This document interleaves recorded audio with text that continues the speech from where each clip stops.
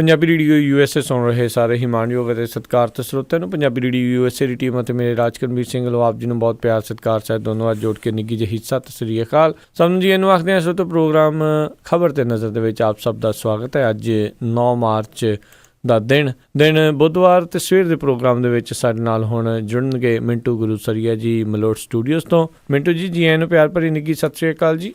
ਸ਼ੁਕਰੀਆ ਜੀ, ਸਾਰਿਆਂ ਨੂੰ ਸਤਿ ਸ੍ਰੀ ਅਕਾਲ। ਸਾਡੇ ਅੱਜ ਦੇ ਪ੍ਰੋਗਰਾਮ ਖਬਰ ਤੇ ਨਜ਼ਰ ਉਸ ਨੂੰ ਸਪਾਂਸਰ ਕਰਦੇ ਨੇ ਖਾਲਸਾ ਇੰਸ਼ੋਰੈਂਸ ਏਜੰਸੀ ਵਾਲੇ, ਜਿਨ੍ਹਾਂ ਦੇ ਕੋਲੋਂ ਤੁਸੀਂ ਹਰ ਤਰ੍ਹਾਂ ਦੀ ਇੰਸ਼ੋਰੈਂਸ ਹੀ ਕਰਵਾ ਸਕਦੇ ਹੋ। ਇੰਸ਼ੋਰੈਂਸ ਦੇ ਬਾਰੇ ਪਤਾ ਕਰਨ ਲਈ ਕਾਲ ਕਰੋ ਨੰਬਰ 408-272-2500 4082722500। ਇਸ ਦੇ ਨਾਲ ਸੁਰਜੀਤ ਸਿੰਘ ਖੰਗੂੜਾ ਤੇ ਪਰਿਵਾਰ ਸੈਨ ਹੋਜ਼ੇ ਤੋਂ, ਸਤਨਾਮ ਸਿੰਘ ਸ਼ੇਰਗਿੱਲ ਸੈਲਮਾ ਤੋਂ, ਨਵਜੋਤ ਕੌਰ ਕਲੋਟੀ ਯੂਬਾ ਸਿਟੀ ਤੋਂ, ਗੁਰਦੀਪ ਸਿੰਘ ਵਿਰਦੀ ਕਲੋਵਿਸ ਤੋਂ, ਬਲਦੇਵ ਸਿੰਘ ਧਾਲੀਵਾਲ ਰੀਨੋ ਤੋਂ, ਸੁਰਿੰਦਰ ਕੌਰ ਧਾਮੀ ਤੇ ਪਰਿਵਾਰ ਸੀਰੀਜ਼ ਤੋਂ, ਸੁਰਿੰਦਰ ਸਿੰਘ ਕਾਲੋ ਰੈਂਚੋ ਕਡੋਵਾ ਤੋਂ, ਕਾਬਲ ਸਿੰਘ ਬੈਂਸ ਮੋਡੈਸਟੋ ਤੋਂ, ਦਲਬੀਰ ਸਿੰਘ ਗਿੱਲ ਲਾਈਵ ਓਕ ਤੋਂ। ਇਹਨਾਂ ਸਾਰਿਆਂ ਦਾ ਬਹੁਤ ਬਹੁਤ ਧੰਨਵਾਦ। ਜੇਕਰ ਤੁਸੀਂ ਜਾਂ ਕੋਈ ਹੋਰ ਕਾਰੋਬਾਰ ਵੀ ਇਸ ਪ੍ਰੋਗਰਾਮ ਨੂੰ ਸਪਾਂਸਰ ਕਰਨਾ ਚਾਹੁੰਦੇ ਹੋ, ਸੰਪਰਕ ਕਰ ਸਕਦੇ ਹੋ ਨੰਬਰ 408-272-5200 4082725200 ਦੇ ਉੱਤੇ। ਅਤੇ ਮਿੰਟੂ ਜੀ, ਗੱਲਬਾਤ ਦਾ ਜੇ ਆਪਾਂ ਸਿਲਸਿਲਾ ਸ਼ੁਰੂ ਕਰੀਏ ਵੀ ਇਸਤਰੀ ਦਿਹਾੜੇ ਦੇ ਉੱਤੇ ਭਾਰਤ ਸ਼ਰਮਸਾਰ ਔਰਤ ਨਾਲ ਗੈਂਗ ਰੇਪ, ਬੱਚੇ ਦੀ ਵੀ ਮੌਤ। ਇਹ ਸਾਡੇ ਉਹਨਾਂ ਨਾਅਰਿਆਂ ਤੇ ਕਲੰਕ ਹੈ ਜੋ ਅਸੀਂ ਕੱਲ ਤੱਕ ਲਾਉਂਦੇ ਪਏ ਸੀ ਕਿ ਔਰਤ ਨੂੰ ਆਜ਼ਾਦੀ ਦਿਓ, ਔਰਤ ਨੂੰ ਸਤਿਕਾਰ ਦਿਓ, ਔਰਤ ਨੂੰ ਸੁਰੱਖਿਆ ਦਿਓ। ਅਸੀਂ ਕੁਝ ਵੀ ਨਹੀਂ ਦੇ ਸਕੇ। ਅਸੀਂ ਸਿਰਫ ਤੇ ਸਿਰਫ ਨਾਅਰਾ ਹੀ ਦਿੱਤਾ ਅੱਜ ਤੱਕ। ਜੇ ਉਹ ਸਰਕਾਰ ਆ ਗਈ ਤੇ ਉਹ ਮਹਿਲਾ ਦੇ ਹੱਕ ਦੇ ਵਿੱਚ ਉਹ ਨਾਅਰਾ ਦੇ ਦਿੰਦੀ, ਜੇ ਉਹ ਆਉਂਦਾ ਤੇ ਉਹ ਦੇ ਦਿੰਦੇ ਆ। ਅਸੀਂ ਨਾਅਰਿਆਂ ਤੋਂ ਸਿਵਾ ਕੱਖ ਨਹੀਂ ਦੇ ਸਕੇ। ਤੇ ਇੱਕ ਹੋਰ ਕਾਲਕ ਅਸੀਂ ਕੱਲ ਜਿਹੜਾ ਵਿਸ਼ਵ ਇਸਤਰੀ ਦਿਹਾੜਾ ਸੀ, ਉਸ ਦਿਹਾੜੇ ਤੇ ਇੱਕ ਕਾਲਕ ਹੋਰ ਮੱਥੇ ਤੇ ਲਾ ਲਈ। ਇੱਕ ਘਟਨਾ ਉੱਤਰ ਪ੍ਰਦੇਸ਼ ਦੇ ਵਿੱਚ ਘਟੀ ਹੈ, ਬਲੀਆ ਜਿਹੜਾ ਉੱਥੇ ਇਸ ਤਰ੍ਹਾਂ ਹੋਇਆ ਕਿ ਇੱਕ ਬੀਬੀ ਹੈ ਜਿਹੜੀ ਦਵਾਈ ਲੈਣ ਗਈ ਸੀ ਘਰੋਂ, ਉਹ ਲੇਟ ਫੇਟ ਹੋ ਗਈ, ਸ਼ਾਮ ਪੈ ਗਈ ਤੇ ਜਦੋਂ ਪਰਤ ਰਹੀ ਸੀ ਬੱਸ ਦੇ ਜਿਹੜੇ ਕਰਮਚਾਰੀ ਸੀ ਉਹਨਾਂ ਨੇ ਉਹਦੇ ਨਾਲ ਕੁਕਰਮ ਕੀਤਾ, ਉਹਦੀ ਪੱਤ ਲੁੱਟ ਲਈ। ਜਦੋਂ ਜ਼ਬਰਦਸਤੀ ਕੀਤੀ ਜਾ ਰਹੀ ਸੀ ਉਸ ਬੀਬੀ ਦੇ ਨਾਲ ਇੱਕ ਉਹਦੀ ਕੁੜੀ ਵੀ ਸੀਗੀ 7-8 ਸਾਲਾਂ ਦੀ, ਇੱਕ 15 ਦਿਨਾਂ ਦਾ ਉਹਦਾ ਬਾਲ ਵੀ ਸੀ ਉਹਦੀ ਗੋਦ ਦੇ ਵਿੱਚ। ਜਦੋਂ ਉਹ ਧਿੰਗਜੋਰੀ ਹੋਈ, ਜ਼ਬਰਦਸਤੀ ਹੋਈ, ਇਹ ਦਰਿੰਦਗੀ ਵਾਪਰੀ ਉਹਦੇ ਨਾਲ, ਉਹਦਾ ਜਿਹੜਾ ਬੱਚਾ ਸੀ ਗੋਦ ਦਾ ਬੱਚਾ, ਉਹ ਉੱਥੇ ਖਤਮ ਹੋ ਗਿਆ। ਬੀਬੀ ਜਦੋਂ ਉਤਰੀ ਬੱਸ ਦੇ ਵਿੱਚ ਉਹਨੇ ਹਾਲ ਪਾਰਿਆ ਕੀਤੀ, ਦੁਹਾਈ ਮਚਾਈ ਕਿ ਮੇਰੇ ਨਾਲ ਆ ਜਗੋ ਦੇਰ ਵੀ ਹੋ ਗਈ ਆ। ਤਾਂ ਲੋਕ ਇਕੱਠੇ ਹੋ ਗਏ, ਲੋਕਾਂ ਨੇ ਨਾਲ ਜਿਹੜਾ ਥਾਣਾ ਲੱਗਦਾ ਸੀ ਉਹਨੂੰ ਸੂਚਨਾ ਕੀਤੀ। ਥਾਣੇ ਦਾ ਜਿਹੜਾ ਅਫਸਰ ਸੀ ਉਹ ਉੱਥੇ ਆਇਆ ਹੀ ਨਹੀਂ। ਉਹਨੇ ਚਲਾਵੇਂ ਜੇ 2 ਦਰੋਗੇ ਭੇਜ ਦਿੱਤੇ ਜਿਹੜੇ ਆ ਕੇ ਉਸ ਬੀਬੀ ਨੂੰ ਉਹਦੇ ਪਤੀ ਨਾਲ ਤੋਰ ਕੇ ਚਲੇ ਗਏ। ਗੱਲ ਰਫਾ ਦਫਾ ਹੋ ਗਈ। ਅਗਲੇ ਦਿਨ ਜਦੋਂ ਦੱਸਦੇ ਕਿ ਅਗਲੇ ਕੁਛ ਸਮੇਂ ਬਾਅਦ ਤਾਂ ਕੁਝ ਪੱਤਰਕਾਰਾਂ ਨੂੰ ਇਸ ਚੀਜ਼ ਦਾ ਪਤਾ ਲੱਗਿਆ। ਜਿਵੇਂ ਪੱਤਰਕਾਰਾਂ ਨੇ ਭੱਜ ਨੱਠ ਕੀਤੀ ਤੇ ਉਤਲਿਆਂ ਤੱਕ ਤਾਰਾਂ ਖੜਕੀਆਂ, ਉਹਨਾਂ ਨੇ ਥਾਣੇਦਾਰ ਨੂੰ ਗਾਲਾਂ ਕੱਢੀਆਂ ਕਿ ਬੇਵਕੂਫ ਬੰਦਿਆ, ਇਹ ਤੋਂ ਬਹੁਤ ਮਾੜਾ ਕੀਤਾ। ਉਸ ਤੋਂ ਬਾਅਦ ਪੁਲਿਸ ਨੇ ਉਸ ਬੀਬੀ ਨੂੰ ਹਸਪਤਾਲ 'ਚ ਲਿਆਂਦਾ, ਦਾਖਲ ਕਰਵਾਇਆ। ਸੋ ਸਾਰਾ ਕੁਝ ਬਾਅਦ ਦੇ ਵਿੱਚ ਹੋਇਆ। ਹੁਣ ਇਹ ਸਵਾਲ ਉੱਠਦਾ ਆ ਕਿ ਜੋ ਦਰਿੰਦਿਆਂ ਨੇ ਕੀਤਾ ਸੋ ਕੀਤਾ, ਜੋ ਖਾਕੀ ਲੋਕਾਂ ਨੇ ਕੀਤਾ ਉਹ ਕੀ ਕੀਤਾ, ਕਿ ਜਿਸ ਔਰਤ ਦਾ ਸਾਥ ਦੇਣਾ ਸੀ ਉਹਨਾਂ, ਜਿਸ ਔਰਤ ਦੇ ਨਾਲ ਹਮਦਰਦੀ ਉਹਨਾਂ ਨੇ ਜਤਾਉਣੀ ਸੀ, ਉਹ ਜਾ ਕੇ ਜਿਹੜੇ ਉਹਦੇ ਭੇਜੇ ਹੋਏ ਦਰੋਗੇ ਸੀਗੇ ਉਸ ਥਾਣੇਦਾਰ ਦੇ, ਉਹ ਜਾ ਕੇ ਕੀ ਕਹਿੰਦੇ ਆ, ਉਹ ਬੜੀ ਗੱਲ ਜਿਹੜੀ ਹੈ ਉਹ ਸੂਲ ਵਾਂਗੂ ਚੁੱਭਦੀ ਹੈ। ਉਹਨਾਂ ਨੇ ਜਾ ਕੇ ਉੱਥੇ ਲੋਕਾਂ ਦੇ ਵਿੱਚ ਰੌਲਾ ਪਾ ਦਿੱਤਾ ਕਿ ਇਹਨੇ ਤਾਂ ਨਸ਼ਾ ਕੀਤਾ ਹੋਇਆ, ਇਸ ਔਰਤ ਨੇ ਤਾਂ ਨਸ਼ਾ ਕੀਤਾ ਹੋਇਆ, ਇਹ ਐਵੇਂ ਮਾਰੀ ਜਾਂਦੀ। ਮਾੜਾ ਮੋਟਾ ਛੇੜਛਾੜ ਦਾ ਮਾਮਲਾ ਸੀਗਾ, ਇਹਦਾ ਬੱਚਾ ਤੇ ਉਸੇ ਤਰ੍ਹਾਂ ਹੀ ਮਰ ਗਿਆ, ਉਂਝ ਹੀ ਮਰ ਗਿਆ, ਕੋਈ ਗੱਲ ਨਹੀਂ ਹੈਗੀ ਖਾਸ, ਜਾਓ ਕਰੋ ਕਰੀ ਆਪਣੇ।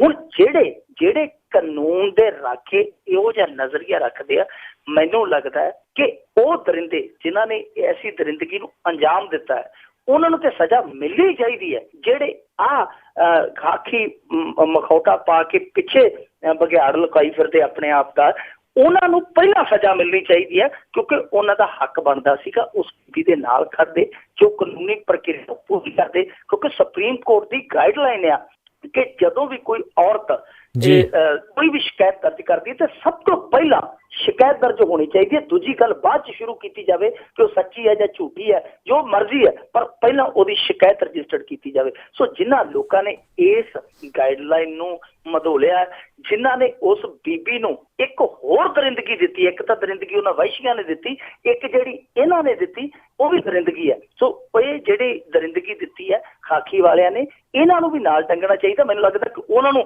ਹੱਥਕੜੀ ਤਾਂ ਲੱਗਣੀ ਹੈ, ਇਹਨਾਂ ਨੂੰ ਨੂੜ ਕੇ ਹਵਾਲਾ ਦੇ ਵਿੱਚ ਸੁੱਟਣਾ ਚਾਹੀਦਾ ਕਿ ਤੁਸੀਂ ਜਿਸ ਫਰਜ਼ ਦੇ ਲਈ, ਜਿਸ ਕਰਤੱਵ ਦੇ ਲਈ ਲੋਕਾਂ ਦੀ ਖੂਨ ਪਸੀਨੇ ਦੀ ਕਮਾਈ ਚੋਂ ਤਨਖਾਹ ਲੈਂਦੇ ਹੋ, ਤੁਸੀਂ ਇਸ ਗੱਲ ਦੀ ਤਨਖਾਹ ਲੈਂਦੇ ਹੋ ਕਿ ਤੁਸੀਂ ਪੀੜਤਾਂ ਨੂੰ ਦੋਸ਼ੀ ਕਰਾ ਦੇ ਦਿਓ। ਸੋ ਇਹ ਬਹੁਤ ਵੱਡੀ ਘਟਨਾ ਹੈ ਔਰ ਸ਼ਰਮਸਾਰ ਕਰਨ ਵਾਲੀ ਹੈ। ਇਸ ਮੌਕੇ ਤੇ ਵਾਪਰੀ ਹੈ ਜਦੋਂ ਅਸੀਂ ਔਰਤ ਦੇ ਹੱਕਾਂ ਦੀ ਗੱਲ ਕਰਦੇ ਹਾਂ। ਪਰ ਮੈਨੂੰ ਲੱਗਦਾ ਜੀ ਕਿ ਔਰਤ ਨੂੰ ਸਿਵਾਏ ਸ਼ੋਸ਼ਣ ਦੇ ਹਾਲੇ ਤੱਕ ਅਸੀਂ ਨਾ ਕੁਝ ਦਿੱਤਾ ਹੈ, ਨਾ ਆਉਣ ਵਾਲੇ ਕਈ ਦਹਾਕਿਆਂ ਤੱਕ ਦੇ ਸਕਾਂਗੇ, ਜਿੰਨਾ ਚਿਰ ਸਮਾਜ ਚੇਤਨ ਨਹੀਂ ਹੁੰਦਾ, ਜਿੰਨਾ ਚਿਰ ਇਹ ਕਾਨੂੰਨ ਕੰਮ ਨਹੀਂ ਕਰਦਾ। ਪਰ ਇੱਥੇ ਦੇਖੋ ਜੁਰਮ ਤੇ ਹਰੇਕ ਜਗ੍ਹਾ 'ਚ ਹੁੰਦੇ ਆ, ਪਰ ਇੱਥੇ ਜੋ ਜੁਰਮ ਹੋਣ ਤੋਂ ਬਾਅਦ ਪੁਲਿਸ ਕਰਦੀ ਹੈ ਉਹ ਉਸ ਜੁਰਮ ਤੋਂ ਵੀ ਵੱਧ ਪੀੜ ਦਿੰਦਾ ਹੈ। ਜੀ ਬਿਲਕੁਲ ਬਿਲਕੁਲ। ਅਗਲੀ ਗੱਲ ਕਰਦੇ ਹਾਂ, ਲੋਕ ਸਭਾ ਦੇ ਵਿੱਚ ਪਾਣੀ, ਪੰਜਾਬ ਦੇ ਪਾਣੀਆਂ ਦੇ ਮੁੱਦੇ ਗੂੰਜੇ।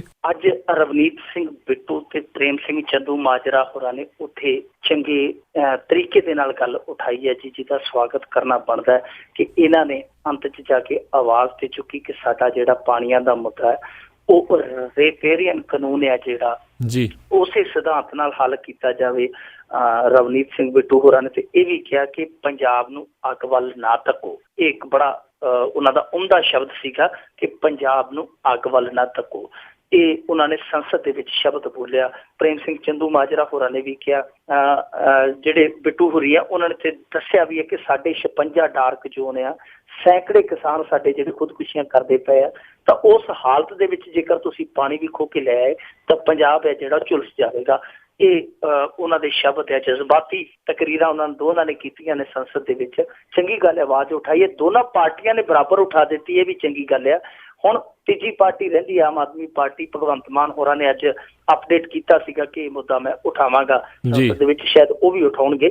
ਤਾਂ ਚੰਗੀ ਗੱਲ ਹੈ ਕਿ ਇਹ ਸਾਰੀਆਂ ਪਾਰਟੀਆਂ ਜਿਹੜੀਆਂ ਰਲ ਮਿਲ ਕੇ ਆਵਾਜ਼ ਉਠਾਉਂਦੀਆਂ, ਪਰ ਬੜੀ ਦੇਰ ਕਰਦੀ ਮਿਹਰਬਾਨ ਆਤੇ ਇਹਨਾਂ ਨੇ ਬੜੀ ਦੇਰ ਕਰ ਦਿੱਤੀ ਦੋਵਾਂ ਰਵਾਇਤੀ ਪਾਰਟੀਆਂ ਨੇ ਇਹ ਆਵਾਜ਼ ਉਠਾਉਣ ਦੀ। ਔਰ ਅੱਜ ਵੀ ਜਿਹੜੀ ਆਵਾਜ਼ ਉਠਾਈ ਹੈ ਉਹ ਆਵਾਜ਼ ਉਹ ਨਹੀਂ ਉਠਾਈ ਜਿਹੜੀ ਪੰਜਾਬ ਦੇ ਦਿਲ ਦੀ ਆਵਾਜ਼ ਆ, ਜਿਹੜੀ ਪੰਜਾਬ ਦੀ ਕਰਾ ਰਹੀ ਰੂਹ ਦੀ ਆਵਾਜ਼ ਆ ਕਿ ਸਾਡਾ ਮਾਲਕਾਨਾ ਹੱਕ ਤੈਅ ਕਰੋ। ਜਿਹੜੀ ਗੱਲ ਕਹਿਣ ਵਾਲੀ ਹੈ ਉਸ ਪਾਸੇ ਆਉਂਦੇ ਹੀ ਨਹੀਂ ਕਿ ਪਹਿਲਾਂ ਭਾਈ ਸਾਡਾ ਤੈਅ ਕਰੋ ਕਿ ਮਾਲਕਾਨਾ ਹੱਕ ਕਿਸ ਦਾ ਹੈ। ਜੇ ਤੁਸੀਂ ਹਰਿਆਣੇ ਨੂੰ ਮਾਲਕਾਨਾ ਹੱਕ ਰੱਖਦੇ ਹੋ ਤਾਂ ਫਿਰ ਤੁਸੀਂ ਆਪਦੇ ਸੰਵਿਧਾਨ ਨੂੰ ਹੈ ਜਿਹੜਾ ਉਹਨੂੰ ਮਾੜਾ ਜਿਹਾ ਪੜ੍ਹੋ, ਵਿਚਾਰੋ, ਸਾਨੂੰ ਦੱਸੋ ਕਿ ਇਹ ਕਿੱਥੇ ਲਿਖਿਆ, ਕਿਸ ਸੰਵਿਧਾਨ ਦੇ ਕਾਇਦੇ ਮੁਤਾਬਕ ਤੁਸੀਂ ਸਾਡੇ ਹੱਕਾਂ ਤੋਂ ਸਾਨੂੰ ਵਿਰਵੇ ਕਰ ਰਹੇ ਹੋ। ਇਹ ਗੱਲ ਕਹਿਣ ਦਾ ਨਾ ਤੇ ਹੁਣ ਕੋਈ ਉੱਥੇ ਹੀਲਾ ਕਰਦਾ ਪਿਆ ਅਦਾਲਤ ਦੇ ਵਿੱਚ ਤੇ ਨਾ ਹੀ ਕੋਈ ਸੰਸਦ ਦੇ ਵਿੱਚ ਜ਼ਰੂਰਤ ਇਸ ਚੀਜ਼ ਦੀ ਸੀ। ਔਰ ਇਹ ਜਿਹੜੀਆਂ ਦੋਵੇਂ ਪਾਰਟੀਆਂ ਬੋਲੇ, ਇਹ ਇਹਨਾਂ ਦੇ ਜਿਹੜੇ ਜਨਤਾ ਦੇ ਨੁਮਾਇੰਦੇ ਆ ਜਾਂ ਇਹਨਾਂ ਦੇ ਪਾਰਟੀਆਂ ਦੇ ਜਿਹੜੇ ਨੁਮਾਇੰਦੇ ਆ ਬੋਲੇ, ਸਵਾਗਤ ਕਰਨਾ ਬਣਦਾ ਹੈ।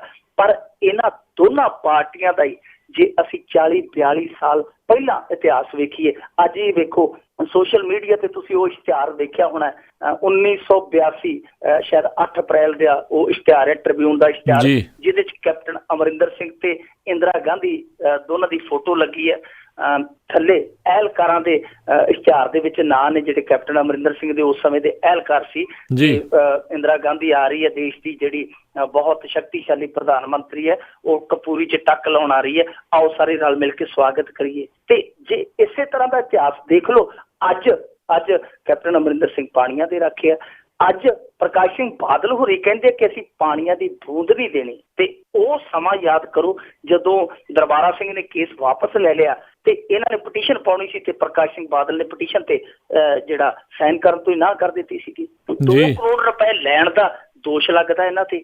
ਸੁਖਬੀਰ ਸਿੰਘ ਬਾਦਲ ਹੋਰਾਂ ਦਾ ਜਿਹੜਾ ਗੁੜਗਾਉਂ ਦੇ ਵਿੱਚ ਹੋਟਲ ਹੈ ਉਹਦਾ ਵੀ ਦੋਸ਼ ਲੱਗਦਾ ਕਿ ਉਹ ਜਿਹੜੀ ਜ਼ਮੀਨ ਹੈ ਉਸੇ ਸੌਦੇ ਦੇ ਅਧੀਨ ਕੌਡੀਆਂ ਤੇ ਪਾ ਦਿੱਤੀ ਗਈ, ਉਹ ਦੋਸ਼ ਲੱਗਦਾ ਸ਼ਰੇਆਮ ਇਹਨਾਂ ਤੇ। ਹੁਣ ਇਤਿਹਾਸ ਤੇ ਅੱਜ ਦੀਆਂ ਪ੍ਰਸਥਿਤੀਆਂ ਦਾ ਜੇ ਅਸੀਂ ਕਰੀਏ ਇਹਨਾਂ ਦਾ ਜੇ ਆਪਾਂ ਪੜਚੋਲ ਕਰੀਏ ਤਾਂ ਦੋਵੇਂ ਪਾਰਟੀਆਂ ਅੱਜ ਖੱਲ ਬਚਾਉਣ ਲਈ ਲੜ ਰਹੀਆਂ। ਇਹਨਾਂ ਨੂੰ ਪਤਾ ਜੇ ਨਤੀਜਾ ਉਲਟ ਆਇਆ ਤੇ ਮੂੰਹ ਵਿਖਾਉਣ ਜੋਗੇ ਨਹੀਂ ਰਹਿਣਾ। ਜੇ ਰੌਲਾ ਪਾਵਾਂਗੇ ਤੇ ਅਸੀਂ ਕਹਿ ਸਕਦੇ ਹਾਂ ਕਿ ਸੰਸਦ 'ਚ ਅਸੀਂ ਤਾਂ ਕਿਹਾ ਸੀਗਾ, ਅਸੀਂ ਤਾਂ ਫਲਾਣੇ, ਅਸੀਂ ਸਮਝੌਤਾ ਜਿਹੜਾ ਸੀਗਾ ਉਹ ਕਾਨੂੰਨ ਪਾਸ ਕਰ ਦਿੱਤਾ, ਸਮਝੌਤੇ ਰੱਦ ਕਰ ਦਿੱਤੇ ਸੀ। ਪਰ ਇਹ ਫਰਕ ਹੈ 1980 ਦਾ ਦਹਾਕਾ ਸੀਗਾ ਜਾਂ 1970ਵਾਂ ਦਹਾਕਾ ਸੀਗਾ ਜਿਹੜਾ, ਉਸ ਸਮੇਂ ਜਾਗਰਤੀ ਦਾ ਪੱਧਰ ਕੁਝ ਹੋਰ ਸੀ, ਅੱਜ ਜਾਗਰਤੀ ਦਾ ਪੱਧਰ ਕੁਝ ਹੋਰ ਆ। ਉਹ ਜਾਗਰਤੀ ਦਾ ਪੱਧਰ ਹੀ ਇਹਨਾਂ ਨੂੰ ਹੁਣ ਸੌਣ ਨਹੀਂ ਦਿੰਦਾ, ਕਿਉਂਕਿ ਉਸ ਸਮੇਂ ਇਹ ਦਿੱਲੀ ਗੇੜਾ ਕੱਢ ਕੇ ਉੱਥੇ ਘੁੰਮ ਫਿਰ ਕੇ ਆ ਕੇ ਆਖ ਦਿੰਦੇ ਸੀ ਅਸੀਂ ਉੱਥੇ ਆਹ ਕਰਨ ਗਏ ਸੀ, ਆਹ ਕਰ ਆਏ ਆ, ਕਿਸੇ ਨੂੰ ਪਤਾ ਹੀ ਨਹੀਂ ਸੀ ਲੱਗਦਾ। ਉਹ ਜਿਹੜੇ ਦੇਖੋ ਹੁਣ ਕੇਸ ਉਦੋਂ ਦੇ ਪਾਏ ਆ 1980-82 ਦੇ, ਉਹ ਦੱਸੋ ਕਿੱਥੇ ਗਏ? ਇਹਨਾਂ ਨੇ ਕਦੇ ਦੱਸਿਆ ਕਿ ਉਹਨਾਂ ਕੇਸਾਂ ਦਾ ਕੀ ਬਣਿਆ? ਉੱਥੇ ਕਹੇ ਇੱਥੇ ਪੰਜਾਬੀ ਮੰਨ ਲੈਂਦੇ ਸੀ, ਠੀਕ ਹੈ ਭਾਈ ਸਾਡੇ ਨੇਤਾ ਦਿੱਲੀ 'ਚ ਜਾ ਕੇ ਕਰ ਆਏ ਆ। ਅੱਜ ਉੱਥੇ ਸੁਣਵਾਈ ਹੁੰਦੀ ਹੈ ਸੁਪਰੀਮ ਕੋਰਟ ਦੇ ਕੋਰਟ ਰੂਮ ਦੇ ਵਿੱਚ, ਤੇ ਫੇਸਬੁੱਕ ਤੇ ਉਹਦੀ ਅਪਡੇਟ ਹੁੰਦੀ ਹੈ ਕਿ ਉੱਥੇ ਆਹ ਹੋ ਗਿਆ, ਉੱਥੇ ਆਹ ਹੋ ਗਿਆ। ਇਹ ਜਾਗਰਤੀ ਦਾ ਪੱਧਰ ਜਿਹੜਾ ਵਧਿਆ, ਉਹਦੇ ਕਰਕੇ ਹੁਣ ਇਹਨਾਂ ਦੀਆਂ ਨੀਂਦਾਂ ਉੱਡੀਆਂ। ਪਰ ਮਾਹਰਾਂ ਦੀ ਜੇ ਗੱਲ ਮੰਨੀਏ ਤਾਂ ਉਹ ਕਹਿੰਦੇ ਆ ਕਿ ਹਾਰੀ ਹੋਈ ਜੰਗ ਪੰਜਾਬ ਲੜ ਰਿਹਾ। ਹੁਣ ਸਾਡੀ ਇਹ ਕਾਮਨਾ ਹੈ ਕਿ ਜੰਗ ਹੈ ਜਿਹੜੀ ਪੰਜਾਬ ਨਾ ਹਾਰੇ, ਨਹੀਂ ਤਾਂ ਇੱਕ ਜੰਗ ਜਿਹੜੀ ਪੰਜਾਬ ਦੇ ਮੱਥੇ ਹੋਰ ਜਿਹੜੀ ਪੈ ਜਾਣੀ ਹੈ, ਸੋ ਉਹ ਜੰਗ ਨਾ ਲੜਨੀ ਪਵੇ। ਅਸੀਂ ਇਹ ਦੁਆ ਕਰੀਏ। ਪਰ ਇਹ ਜਿਹੜੀ ਸਿਆਸਤ ਹੈ ਹਾਲੇ ਵੀ ਸਿਰ ਜੋੜ ਕੇ ਜਿਹੜੀ ਗੱਲ ਕਰਨੀ ਬਣਦੀ ਹੈ ਮਾਲਕਾਨਾ ਹੱਕ ਦੀ, ਉਸ ਰਾਹ ਨਹੀਂ ਪੈਂਦੀ ਪਈ। ਜੀ ਬਿਲਕੁਲ। ਅਗਲੀ ਗੱਲ ਕਰਦੇ ਹਾਂ। ਸੁਸ਼ਮਾ ਸਵਰਾਜ ਹੁਣਾਂ ਨੇ ਸੰਸਦ 'ਚ ਦਾਅਵਾ ਕੀਤਾ ਹੈ ਵੀ ਇਰਾਕ 'ਚ ਫਸੇ ਜਿਹੜੇ 40 ਭਾਰਤੀ ਨੇ ਉਹ ਜਿੰਦਾ ਨੇ। ਦੇਖੋ ਅਸੀਂ ਤੇ ਦੁਆ ਕਰ ਸਕਦੇ ਹਾਂ ਕਿ ਉਹ ਜਿੰਦਾ ਹੀ ਹੋਣ। ਅਸੀਂ ਤੇ ਕਹਿੰਦੇ ਹਾਂ ਕਿ ਜਿਹੜੇ ਕੋਈ 40 ਚਿਰਾਗ ਆ ਉਹ ਕਦੇ ਬੁੱਝਣ ਹੀ ਨਾ। ਮਾਵਾਂ ਦੇ ਜਿਹੜੇ ਗੋਦੜੀਆਂ ਦੇ ਲਾਲ ਆ ਉਹ ਪਰਤਣ ਘਰਾਂ ਨੂੰ। ਅਸੀਂ ਤੇ ਦੁਆ ਕਰਦੇ ਹਾਂ। ਔਰ ਇਹ ਚੀਜ਼ਾਂ ਸੁਣਦੇ ਅਸੀਂ 2 ਸਾਲ ਅੱਗੇ ਆ ਗਏ, ਪੌਣੇ 2 ਸਾਲ ਹੋ ਚੱਲੇ ਆ। ਉਹ ਜਿਹੜੇ ਇਰਾਕ ਦੇ ਵਿੱਚ ਪੰਜਾਬੀ ਸੀਗੇ ਲਾਪਤਾ ਹੋਏ, ਜੂਨ ਦਾ ਮਹੀਨਾ ਸੀਗਾ ਉਦੋਂ ਜਦੋਂ ਲਾਪਤਾ ਹੋਣ ਦੀ ਖਬਰ ਆਈ, ਤੇ ਜੂਨ ਹੁਣ ਮੁੜ ਕੇ ਆਉਣ ਵਾਲਾ ਹੈ। ਸੋ ਅਸੀਂ ਤੇ ਦੁਆ ਕਰਦੇ ਹਾਂ ਕਿ ਉਹ ਆ ਜਾਣ। ਪਰ ਸਵਾਲ ਇਹ ਪੈਦਾ ਹੁੰਦਾ ਆ ਕਿ ਹਰੇਕ ਵਾਰ ਬੀਬੀ ਸੁਸ਼ਮਾ ਸਵਰਾਜ ਉੱਠ ਕੇ ਇਹ ਕਹਿ ਦਿੰਦੀ ਹੈ ਕਿ ਉਹ ਜੀ ਜਿਉਂਦਾ ਹੈ, ਉਹ ਜਿਉਂਦੇ ਆ। ਇਹ ਸ਼ਬਦ, ਇਹ ਜੁਮਲਾ ਤੇ ਅਸੀਂ ਸੁਣਦੇ 2 ਸਾਲ ਅੱਗੇ ਆ ਗਏ ਆ। ਉਸ ਦੌਰਾਨ ਕੀ ਹੋਇਆ? ਕੇਰਲ ਦੀਆਂ ਜਿਹੜੀਆਂ 44 ਦੇ ਕਰੀਬ ਨਰਸਾਂ ਸੀਗੀਆਂ ਉੱਥੇ ਉਸੇ ਮੁਲਕ ਦੇ ਵਿੱਚ ਉਸੇ ਹੀ ਤਰ੍ਹਾਂ ਦੇ ਸੰਕਟ ਦਾ ਸ਼ਿਕਾਰ ਹੋਈਆਂ। ਕੁਝ ਘੰਟਿਆਂ ਦੇ ਬਾਅਦ ਉਹਨਾਂ ਨੂੰ ਬਿਲਕੁਲ ਕਿਸੇ ਚੀਜ਼ ਤੋਂ ਨੁਕਸਾਨ ਤੋਂ ਉਹਨਾਂ ਨੂੰ ਇੱਥੇ ਲਿਆਂਦਾ ਗਿਆ। ਸਾਡਾ ਮੁੱਖ ਮੰਤਰੀ, ਜਦੋਂ ਇਹ ਖਬਰ ਆਈ ਸੀ, ਸਾਡਾ ਮੁੱਖ ਮੰਤਰੀ ਲੰਬੀ 'ਚ ਆਂਦਾ ਫਿਰਦਾ ਸੀਗਾ ਜਥੇਦਾਰਾਂ ਨੂੰ ਕਿ ਖੰਡ ਪਾਠ ਖਲਵਾਓ, ਜਦਕਿ ਕੇਰਲ ਦਾ ਜਿਹੜਾ ਮੁੱਖ ਮੰਤਰੀ ਓਮਾਨ ਚਾਂਦੀ ਸੀਗਾ ਉਹ ਉੱਥੇ ਆ ਕੇ ਬਹਿ ਗਿਆ ਦਿੱਲੀ ਦੇ ਵਿੱਚ ਕਿ ਸਾਡੀਆਂ ਜਿਹੜੀਆਂ ਨਰਸਾਂ ਨੇ ਉਹਨਾਂ ਨੂੰ ਬਿਲਕੁਲ ਤੰਦਰੁਸਤ ਇੱਥੇ ਲੈ ਕੇ ਆਓ, ਮੈਂ ਉਦੋਂ ਜਾਵਾਂਗਾ ਜਦੋਂ ਤੱਕ ਆਉਂਦੀਆਂ ਨੇ ਮੈਂ ਇੱਥੇ ਬੈਠਾ। ਤੇ ਦੂਜੇ ਪਾਸੇ ਫਿਰ ਯਮਨ ਦੇ ਵਿੱਚ ਇਸ ਤਰ੍ਹਾਂ ਦਾ ਹੀ ਸੰਕਟ ਪੈਦਾ ਹੋਇਆ। ਯਮਨ ਦੇ ਵਿੱਚੋਂ 6400 ਭਾਰਤੀ ਹੈ ਜਿਹੜੇ ਉਹ ਕੁਝ ਘੰਟਿਆਂ ਦੇ ਅੰਦਰ ਬਚਾ ਕੇ ਲੈ ਆਂਦੇ ਗਏ। ਉੱਥੇ ਜਨਰਲ ਵੀਕੇ ਸਿੰਘ ਜਿਹੜਾ ਵਿਦੇਸ਼ ਰਾਜ ਮੰਤਰੀ, ਉੱਥੇ ਜਾ ਕੇ ਡੇਰਾ ਲਾ ਲਿਆ ਉਹਨੇ। ਪਹਿਲਾਂ ਫੌਜ ਦਾ ਮੁਖੀ ਵੀ ਰਿਹਾ, ਉਹਨੂੰ ਇਹੋ ਜਿਹੀ ਕਸਰਤਾਂ ਆਉਂਦੀਆਂ ਨੇ, ਸਾਰਿਆਂ ਨੂੰ ਕੱਢ ਕੇ ਅਖੀਰ ਤੇ ਆਇਆ। ਤਾਂ ਉਦੋਂ ਬਾਅਦ ਏਡੇ ਵੱਡੇ ਜੇ 2 ਸੰਕਟ ਹੱਲ ਕਰ ਲਏ ਗਏ, ਬਚਾ ਲਿਆ ਗਿਆ। ਅਸੀਂ ਕਹਿੰਦੇ ਕਿ ਬਹੁਤ ਚੰਗੀ ਗੱਲ ਕੀਤੀ ਔਰ ਚੰਗੀ ਕਾਰਗੁਜ਼ਾਰੀ ਵਿਖਾਈ ਸਰਕਾਰ ਨੇ। ਤਾਂ ਇਸ ਮਾਮਲੇ ਦੇ ਵਿੱਚ ਢਿਲਾਈ ਕਿਉਂ ਵਰਤੀ ਜਾ ਰਹੀ ਹੈ? ਇਹੀ ਵੱਡਾ ਸਵਾਲ ਹੈ ਕਿ ਹਰੇਕ ਵਾਰ ਜਦੋਂ ਮੌਕਾ ਆਉਂਦਾ, ਸੰਸਦ ਦਾ ਸੈਸ਼ਨ ਹੁੰਦਾ, ਤੁਸੀਂ ਕਹਿ ਦਿੰਦੇ ਹੋ ਜੀ ਉਹ ਜਿਉਂਦੇ ਨੇ। ਚੰਗੀ ਗੱਲ ਹੈ ਉਹ ਜਿਉਂਦੇ ਨੇ। ਪਰ ਜਿਹੜਾ ਹਰਜੀਤ ਮਸੀਹ ਆ ਕੇ ਕਹਿ ਕੇ ਗਿਆ ਸੀਗਾ, ਜੋ ਉਹਨੇ ਕਿਹਾ ਸੀ ਆ ਕੇ ਗੁਰਦਾਸਪੁਰ ਦਾ ਮੁੰਡਾ, ਕਿ ਉੱਥੇ ਜੋ ਹੋਇਆ ਉਹ 19 ਸਾਕਾ ਵਾਪਰ ਗਿਆ, ਤੁਸੀਂ ਉਹਦੀ ਗੱਲ ਕਿਹੜੇ ਸਬੂਤ ਤੇ ਝਟਲਾਉਂਦੇ ਹੋ? ਤੁਸੀਂ ਕਹਿੰਦੇ ਹੋ ਕਿ ਜਿਉਂਦੇ ਆ, ਤੁਸੀਂ ਉਹਨਾਂ ਦੇ ਜਿਉਂਦੇ ਹੋਣ ਦਾ ਅੱਜ ਤੱਕ ਕੋਈ ਸਬੂਤ ਤੇ ਪੇਸ਼ ਕਰੋ। ਤੁਸੀਂ ਇਹ ਤੇ ਦੱਸੋ ਕਿ 2 ਸਾਲਾਂ 'ਚ, ਪੌਣੇ 2 ਸਾਲਾਂ 'ਚ ਤੁਸੀਂ ਕੀਤਾ ਕੀ ਹੈ? ਕਿਸ ਜਥੇਬੰਦੀ ਨੇ ਉਹਨਾਂ ਨੂੰ ਅਗਵਾ ਕੀਤਾ ਹੈ? ਕਿਹਦੇ ਕੋਲ ਨੇ? ਕਿਸ ਹਾਲ ਦੇ ਵਿੱਚ ਨੇ? ਤੇ ਤੁਹਾਡੀ ਗੱਲਬਾਤ ਦੀ ਕਿੰਨੀ ਕੁ ਪ੍ਰਗਤੀ ਹੋਈ ਉਹਦੀ ਕੋਈ ਰਿਪੋਰਟ ਤੇ ਜਾਰੀ ਕਰੋ। ਇਹ ਕਹਿ ਦੇਣਾ ਕਿ ਉਹ ਜਿਉਂਦੇ ਆ, ਇਹ ਤੇ ਗੁੰਮਰਾਹ ਕੌਣ ਪ੍ਰਚਾਰ ਹੈ ਜੀ ਬਿਲਕੁਲ। ਤੇ ਅਗਲੀ ਜਿਹੜੀ ਆਪਾਂ ਗੱਲ ਕਰਦੇ ਹਾਂ, ਅਵਾਰਾ ਕੁੱਤਿਆਂ ਦੇ ਮਾਮਲੇ ਦੇ ਵਿੱਚ ਸੁਪਰੀਮ ਕੋਰਟ ਨੇ ਇੱਕ ਅਹਿਮ ਫੈਸਲਾ ਲਿਆ। 2012 ਦੇ ਵਿੱਚ ਇੱਕ ਪੱਤਰਕਾਰ ਨੇ, ਗੁਰਨਾਮ ਸਿੰਘ ਅਕੀਤਾ, ਉਹਨਾਂ ਨੇ ਇੱਕ ਸਟੋਰੀ ਛਾਇਆ ਕੀਤੀ ਸੀ ਅਖਬਾਰ ਦੇ ਵਿੱਚ ਕਿ ਇੱਕ ਦਿਨ ਫਟੇਗਾ ਕੁੱਤਾ ਬੰਬ। ਬੜਾ ਸਰਲੇਖ ਉਹਦਾ ਦਿਲਚਸਪ ਸੀ ਤੇ ਲੋਕ ਉਦੋਂ ਬੜਾ ਹੱਸੇ ਸੀਗੇ। ਪਰ ਉਹ 4 ਕੁ ਸਾਲਾਂ ਦੇ ਵਿੱਚ ਆ ਕੇ ਕਿਤੇ ਨਾ ਕਿਤੇ ਉਹ ਸਟੋਰੀ ਹੈ ਜਿਹੜੀ ਸਾਰਥਕ ਹੋ ਗਈ। ਉਹਨਾਂ ਨੇ ਉਦੋਂ ਲਿਖਿਆ ਸੀਗਾ ਕਿ ਇਹਦਾ ਹੱਲ ਜਿਹੜਾ ਹੈ ਨਸਬੰਦੀ ਦੇ ਜ਼ਰੀਏ ਕਰ ਲਈਏ ਤਾਂ ਚੰਗੇ ਰਹਾਂਗੇ, ਨਹੀਂ ਤਾਂ ਇੱਕ ਦਿਨ ਇਹ ਬੰਬ ਬਣ ਜਾਣਾ ਔਰ ਜਦੋਂ ਫਟੇਗਾ ਫਿਰ ਤੁਸੀਂ ਬਹੁਤ ਪਿੱਟੋਗੇ। ਤਾਂ ਉਹ ਚੀਜ਼ ਸੱਚ ਹੋਈ। ਸਾਡੇ ਸਾਹਮਣੇ ਕਿੰਨੀਆਂ ਘਟਨਾਵਾਂ ਵਾਪਰੀਆਂ। ਥੋੜੇ ਦਿਨ ਪਹਿਲਾਂ ਅਜਨਾਲੇ ਦਾ ਇੱਕ ਮਾਸੂਮ ਜਿਹੜਾ ਕੁੱਤਿਆਂ ਨੇ ਨੋਚ ਕੇ ਮਾਰ ਮੁਕਾਇਆ। ਕੁਝ ਦਿਨ ਪਹਿਲਾਂ ਰਾਮਪੁਰੇ ਫੂਲ ਦਾ ਇੱਕ ਕਿਸਾਨ ਖੇਤਾਂ 'ਚ ਗੇੜਾ ਮਾਰਨ ਗਿਆ, ਕੁੱਤਿਆਂ ਨੇ ਉੱਥੇ ਹੀ ਰੱਖ ਲਿਆ। ਕੁਝ ਸਮਾਂ ਪਹਿਲਾਂ ਇੱਕ ਬਜ਼ੁਰਗ ਮੱਥਾ ਟੇਕ ਕੇ ਤੜਕੇ ਆਈ ਜਾਂਦਾ ਸੀ, ਹੱਡਾ ਰੋੜੀ ਮੋਰ ਦੀ ਲੰਘਿਆ ਤੇ ਕੁੱਤਿਆਂ ਨੇ ਉੱਥੇ ਹੀ ਉਹਨੂੰ ਹੱਡਾ ਰੋੜੀ ਦੇ ਵਿੱਚ ਹੀ ਹੱਡਾ ਦਾ ਪਿੰਜਰ ਕਰ ਦਿੱਤਾ। ਇੱਕ ਹੋਰ ਮਜ਼ਦੂਰ ਜੋੜਾ ਸੀਗਾ ਪੰਜਾਬ ਦੇ ਵਿੱਚ, ਉਹ ਨਰਮਾ ਚੁਗ ਰਿਹਾ ਸੀ ਸਾਡੇ ਮਾਲਵਾ ਪੱਟੀ ਦੇ ਵਿੱਚ, ਉਹ ਝੱਲੀ ਜਿਹੜੀ ਬੰਨ ਦੇ ਜਵਾਕਾਂ ਦੀ ਉਹਦੇ ਵਿੱਚ ਜਵਾਕ ਪਾ ਕੇ ਤੇ ਆਪ ਨਰਮਾ ਚੁਗਣ ਲੱਗੇ। ਉਹ ਜਦੋਂ ਪਰਤ ਕੇ ਆਏ ਤੇ ਉਹ ਆਉਂਦਿਆਂ ਨੂੰ ਜਵਾਕ ਜਿਹੜਾ ਨੋਚਿਆ ਪਿਆ ਸੀ, ਕੁੱਤੇ ਖਾ ਗਏ। ਬਹੁਤ ਘਟਨਾਵਾਂ ਨੇ ਜਿਹੜੀਆਂ ਇਕੱਲੇ ਪੰਜਾਬ ਦੇ ਵਿੱਚ, ਇਹ ਪੂਰੇ ਭਾਰਤ ਦੀ ਸਮੱਸਿਆ। ਇਸ ਕਰਕੇ ਸੁਪਰੀਮ ਕੋਰਟ ਨੇ ਪਿਛਲੇ ਸਾਲ ਦਸੰਬਰ 'ਚ ਵੀ ਇਹ ਕਿਹਾ ਸੀਗਾ ਕਿ ਜਿਹੜੀ ਮਨੁੱਖਾਂ ਦੀ ਜਾਨ ਆ ਉਹ ਕੁੱਤਿਆਂ ਤੋਂ ਅਹਿਮ ਨਹੀਂ ਹੈ। ਯਾਨੀ ਸਿੱਧੇ ਤੌਰ ਤੇ ਉਹਨਾਂ ਨੇ ਕਿਹਾ ਸੀਗਾ ਕਿ ਮਨੁੱਖ ਦੀ ਜਾਨ ਨੂੰ ਅਸੀਂ ਕੁੱਤਿਆਂ ਦੀ ਜਾਨ ਤੋਂ ਹੌਲਿਆ ਨਹੀਂ ਕਰ ਸਕਦੇ। ਸੋ ਹੁਣ ਸੁਪਰੀਮ ਕੋਰਟ ਨੇ ਆਦੇਸ਼ ਜਾਰੀ ਕਰ ਦਿੱਤਾ ਕਿ ਜਿਹੜੇ ਅਵਾਰਾ ਕੁੱਤੇ ਆ ਇਹਨਾਂ ਦੀ ਨਸਬੰਦੀ ਕੀਤੀ ਜਾਵੇ। ਨਾਲ ਹੀ ਸ਼ਰਤ ਰੱਖੀ ਆ ਕਿ ਇਹ ਜਦੋਂ ਨਸਬੰਦੀ ਦੀ ਪ੍ਰਕਿਰਿਆ ਅਮਲ 'ਚ ਲਿਆਂਦੀ ਜਾਵੇਗੀ ਤਾਂ ਇਹਦੇ ਵਿੱਚ ਕੋਈ ਨਿਰਦਇਤਾ ਨਾ ਵਰਤੀ ਜਾਵੇ, ਕੋਈ ਕਰੂਰਤਾ ਨਾ ਵਰਤੀ ਜਾਵੇ, ਯਾਨੀ ਇਹ ਕੋਈ ਇਹਨੂੰ ਪੀੜਾਦਾਇਕ ਪ੍ਰਣਾਲੀ ਦੇ ਵਜੋਂ ਨਾ ਅਪਣਾਇਆ ਜਾਵੇ, ਇਹ ਸੁਖਦ ਹੋਵੇ। ਸੋ ਇਹੋ ਜਿਹੀ ਪ੍ਰਕਿਰਿਆ ਤੁਸੀਂ ਅਪਣਾਓ ਤੇ ਕੁਝ ਮਹੀਨਿਆਂ ਦੇ ਅੰਦਰ ਅੰਦਰ ਸਾਰੇ ਰਾਜਾਂ ਨੂੰ ਉਹਨਾਂ ਨੇ ਆਦੇਸ਼ ਕੀਤੇ ਆ ਕਿ ਅਮਲ ਕਰਕੇ ਸਾਨੂੰ ਰਿਪੋਰਟ ਦਿਓ। ਹੁਣ ਵੇਖਾਂਗੇ ਜੀ ਕਿੰਨਾ ਕੁ ਅਮਲ ਹੁੰਦਾ। ਪਰ ਜੇ ਪੰਜਾਬ ਦੀ ਗੱਲ ਕਰੀਏ, ਬਹੁਤ ਬਾਹਰਲੇ ਸੂਬਿਆਂ ਦਾ ਆਪਾਂ ਨੂੰ ਪਤਾ ਨਹੀਂ ਹੈ ਬਹੁਤਾ ਕਿ ਉੱਥੇ ਕੁੱਤਿਆਂ ਦਾ ਜਾਂ ਅਵਾਰਾ ਪਸ਼ੂਆਂ ਦਾ ਕੀ ਹਾਲ ਆ, ਪਰ ਪੰਜਾਬ ਦਾ ਹਾਲ ਇਹ ਆ, ਆਲਮ ਇਹ ਹੈ ਕਿ ਖੇਤਾਂ ਦੇ ਵਿੱਚ ਅਵਾਰਾ ਪਸ਼ੂ ਆ ਜਿਹੜੇ ਉਹ ਫਸਲਾਂ ਖਾ ਜਾਂਦੇ ਆ ਤੇ ਪਿੰਡਾਂ ਦੇ ਵਿੱਚ ਜਿਹੜੇ ਅਵਾਰਾ ਕੁੱਤੇ ਆ ਉਹ ਨਸਲਾਂ ਖਾ ਜਾਂਦੇ। ਜੀ ਬਹੁਤ ਜਿਹੜੀ ਵੱਡੀ ਸਮੱਸਿਆ ਜਿਹੜੀ ਇਸ ਟਾਈਮ ਮੁੱਦੀ ਚੱਲ ਰਹੀ ਆ। ਅਗਲੀ ਜਿਹੜੀ ਆਪਾਂ ਗੱਲ ਕਰਦੇ ਹਾਂ, ਆਮ ਆਦਮੀ ਪਾਰਟੀ ਜਿਹੜੀ ਕਿ ਸ਼ੁਰੂਆਤ 'ਚ ਕਹਿੰਦੇ ਸੀ ਅਸੀਂ ਧਰਮ ਦੀ ਰਾਜਨੀਤੀ ਤੋਂ ਵੀ ਉੱਤੇ ਹਾਂ, ਜਾਤ ਪਾਤ ਦੀ ਰਾਜਨੀਤੀ ਤੋਂ ਉੱਤੇ ਹਾਂ, ਅਸੀਂ ਇਨਕਲਾਬ ਲੈ ਕੇ ਆ ਰਹੇ ਹਾਂ, ਬਾਕੀ ਰਾਜਨੀਤੀ ਪਾਰਟੀਆਂ ਨਾਲੋਂ ਡਿਫਰੈਂਟ ਆ ਤੇ ਵਾਰੀ ਸਿਰ ਜ਼ਿਆਦਾਤਰ ਸਾਰੇ ਡੇਰਿਆਂ ਦੇ ਉੱਤੇ ਹੁਣ ਜਾ ਰਹੇ ਆ। ਤੇ ਕੇਜਰੀਵਾਲ ਕਹਿੰਦੇ ਜੀ ਜਿਹੜਾ ਬੱਲਾਂ ਵਾਲੇ ਡੇਰੇ ਦੇ ਉੱਤੇ ਵੀ ਜਾਣਗੇ। ਸਿਆਲ ਤੇ ਖੇੜੇ ਦੋਵੇਂ ਨਾ ਉਜੜਦੇ ਜੇ ਵਿੱਚ ਚੂਰੀ ਨਾ ਹੁੰਦੀ, ਸਿਆਸਤ ਕਦੇ ਬਦਨਾਮ ਨਾ ਹੁੰਦੀ ਜੇ ਵੋਟ ਦੀ ਮਜਬੂਰੀ ਨਾ ਹੁੰਦੀ। ਸੋ ਇਹ ਮਜਬੂਰੀਆਂ ਤੇ ਇਹ ਚੀਜ਼ਾਂ ਜਿਹੜੀਆਂ ਮਨਫੀ ਹੋ ਜਾਂਦੀਆਂ ਜਦੋਂ ਸਿਆਸਤ ਨੂੰ ਵੋਟ ਦਿਖਦੀ ਹੈ। ਅਰਵਿੰਦ ਕੇਜਰੀਵਾਲ ਜਦੋਂ ਪਿਛਲੇ ਦਿਨੀ ਪੰਜਾਬ ਦੇ ਦੌਰੇ ਤੇ ਆਏ ਸਨ ਤਾਂ ਉਦੋਂ ਕਿਉਂਕਿ ਪੱਤਰਕਾਰ ਬੜੇ ਦੂਰ ਅੰਦੇਸ਼ੀ ਹੁੰਦੇ ਆ, ਪਤਾ ਲੱਗ ਜਾਂਦਾ ਉਹਨਾਂ ਨੂੰ ਕਿ ਅੱਗੇ ਆਉਣ ਵਾਲੇ ਦਿਨਾਂ 'ਚ ਇਹ ਸਾਡਾ ਸਵਾਲ ਹੈ, ਮੁੱਦਾ ਬਣ ਜਾਣਾ। ਤਾਂ ਉਸ ਪੱਤਰਕਾਰ ਨੇ ਕਾਰ 'ਚ ਜਾਂਦਿਆਂ ਅਰਵਿੰਦ ਕੇਜਰੀਵਾਲ ਹੋਰਾਂ ਨੂੰ ਸਵਾਲ ਕੀਤਾ ਸੀਗਾ ਕਿ ਪੰਜਾਬ ਦੀ ਜਿਹੜੀ ਸਿਆਸਤ ਹੈ ਉਹ ਡੇਰਿਆਂ ਦੇ ਆਲੇ ਦੁਆਲੇ ਪਾਉਂਦੀ ਫਿਰਦੀ ਹੈ, ਕੀ ਆਮ ਆਦਮੀ ਪਾਰਟੀ ਡੇਰਿਆਂ ਦੀ ਹਮਾਇਤ ਲਵੇਗੀ? ਤਾਂ ਸ਼੍ਰੀ ਅਰਵਿੰਦ ਕੇਜਰੀਵਾਲ ਨੇ ਜਵਾਬ ਦਿੱਤਾ ਸੀ ਕਿ ਨਹੀਂ, ਅਸੀਂ ਧਰਮ ਦੀ ਰਾਜਨੀਤੀ ਨਹੀਂ ਕਰਾਂਗੇ, ਅਸੀਂ ਵਿਕਾਸ ਦੀ ਰਾਜਨੀਤੀ ਕਰਾਂਗੇ। ਬਹੁਤ ਅਹਿਮ ਗੱਲ ਉਹਨਾਂ ਨੇ ਕਹੀ ਸੀ ਔਰ ਮੈਂ ਕਹਿੰਦਾ ਕਿ ਉਹਨਾਂ ਦੇ ਸ਼ਬਦਾਂ 'ਚ ਵਜ਼ਨ ਵੀ ਸੀਗਾ ਉਸ ਸਮੇਂ ਕਿ ਅਸੀਂ ਵਿਕਾਸ ਦੀ ਰਾਜਨੀਤੀ ਕਰਾਂਗੇ। ਹੁਣੀ ਵੀ ਵਿਕਾਸ ਦੀ ਰਾਜਨੀਤੀ ਚਾਹੀਦੀ ਹੈ। ਪਰ ਅੱਜ ਕੀ ਹੋਇਆ ਕਿ ਅਚਾਨਕ ਸਰਦਾਰ ਸੁੱਚਾ ਸਿੰਘ ਛੋਟੇਪੁਰ ਹੋਰਾਂ ਦਾ ਬਿਆਨ ਆ ਗਿਆ ਕਿ 15 ਤਰੀਕ ਨੂੰ ਜਦੋਂ ਸ਼੍ਰੀ ਕੇਜਰੀਵਾਲ ਜੀ ਇੱਥੇ ਆ ਰਹੇ ਨੇ ਬਾਬੂ ਕਾਂਸ਼ੀ ਰਾਮ ਦੇ ਘਰੇ ਜਾਣ ਲਈ, ਕਿ ਉਸ ਦਿਨ ਜਿਹੜੇ ਉਹ ਡੇਰਾ ਬੱਲਾਂ ਦੇ ਵਿੱਚ ਵੀ ਜਾਣਗੇ। ਤੇ ਇੱਥੇ ਆ ਕੇ ਜਦੋਂ ਉਹਨਾਂ ਦਾ ਬਿਆਨ ਆਇਆ, ਇੱਥੇ ਆ ਕੇ ਆਮ ਆਦਮੀ ਪਾਰਟੀ ਆਲੋਚਨਾ ਦਾ ਸ਼ਿਕਾਰ ਹੋ ਗਈ ਕਿ ਤੁਸੀਂ ਸਾਰੇ ਕਹਿੰਦੇ ਹੋ ਕਿ ਅਸੀਂ ਵਿਕਾਸ ਦੀ ਰਾਜਨੀਤੀ ਕਰਦੇ ਹਾਂ। ਕੁਝ ਸਮਾਂ ਪਹਿਲਾਂ ਪੋਸਟਰ ਦਾ ਮਾਮਲਾ ਆਇਆ ਸੀਗਾ ਸਾਹਮਣੇ, ਉਦੋਂ ਵੀ ਇਹਨਾਂ ਨੇ ਅਧਿਕਾਰਤ ਤੌਰ ਤੇ ਪਾਰਟੀ ਨੇ ਕਿਹਾ ਸੀ ਕਿ ਅਸੀਂ ਧਰਮ ਦੀ ਰਾਜਨੀਤੀ 'ਚ ਨਹੀਂ ਪੈਂਦੇ, ਸਾਡਾ ਮੂਲ ਏਜੰਡਾ ਜਿਹੜਾ ਉਹ ਹੈ ਵਿਕਾਸ। ਭਗਵੰਤ ਮਾਨ ਹੋਰੀ ਵੀ ਆਮ ਹੀ ਕਹਿੰਦੇ ਆ, ਉਹਨਾਂ ਨੂੰ ਜਦੋਂ ਸਿੱਖ ਮੁੱਦਿਆਂ ਦੀ ਗੱਲ ਕੀਤੀ ਜਾਂਦੀ ਹੈ ਜਾਂ ਕਿਸੇ ਹੋਰ ਸਖਤ ਸਵਾਲ ਦੇ ਵਿੱਚ ਉਲਝਾਇਆ ਜਾਂਦਾ, ਉਹ ਕਹਿੰਦੇ ਕਿ ਅਸੀਂ ਧਰਮ ਦੀ ਰਾਜਨੀਤੀ ਨਹੀਂ ਕਰਨਾ ਹੈ।